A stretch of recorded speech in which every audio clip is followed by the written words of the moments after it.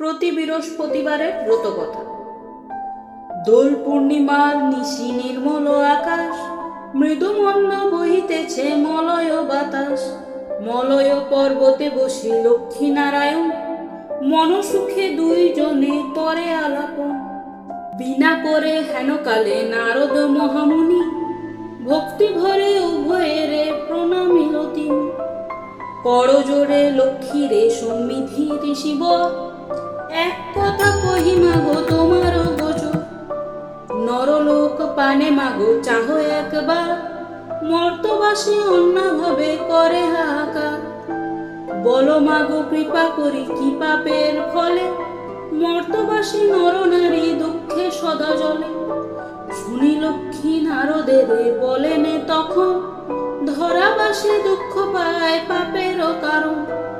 লক্ষ্মী রূপা নারী শ্রীজীব পাঠানো মর্তেতে, আমারে ভুলেছে তারা পড়িয়া মোহেতে। লজ্জাদি গুণ যত রমণীর আছে, লাগি বর্জন করিছে।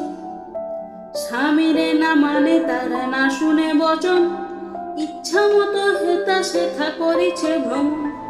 প্রতি গৃহে এই রূপ পাপের আগার, অচলা হইয়া শেখা থাকি কি প্রকার। শুনিয়া নারদ বলে বিষণ্ণ বদনে, কি রূপের প্রসন্ন তুমি হবে নারী গণে। কি রূপে পাইবে তারা তব পদ ছায়া, ওগো দয়াময়ী তুমি না করিলে দয়া। নারদের বাক্যে লক্ষ্মী প্রসন্ন হইল, আশ্বাস দানিয়া তারে বিদায় করিল। অতঃপর লক্ষ্মী মাতা বলে নারায়ণে, মর্তের দুর্গতি প্রভু ঘুচাব কেমন। শুনিয়া লক্ষ্মীর কথা বলে নারায়ণ, অস্থির হয় না দেবী স্থির করো মন। আমি যাহা বলি তাহা স্থির রেখো মনে, ধরাধামে যাও লক্ষ্মী ব্রত প্রচারণ। নারায়ণ বাক্যে লক্ষ্মী আনন্দিত হয়, লক্ষ্মী ব্রত প্রচারিতে ধরাধামে যায়। বৃদ্ধা ব্রাহ্মণীর বেশে ভূমিতে লাগিলে, সহসা অরণ্যে এক বৃদ্ধারে দেখিল।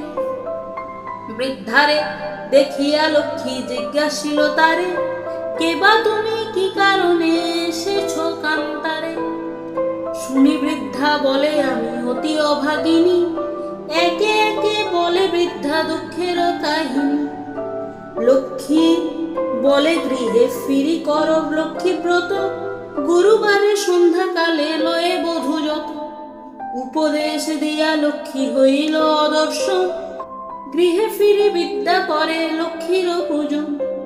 লক্ষ্মীর কৃপায় তার দুঃখ দূর হয়, ধৈর্যশ্বর্যে পূর্ণ হইল তাহার আলয়।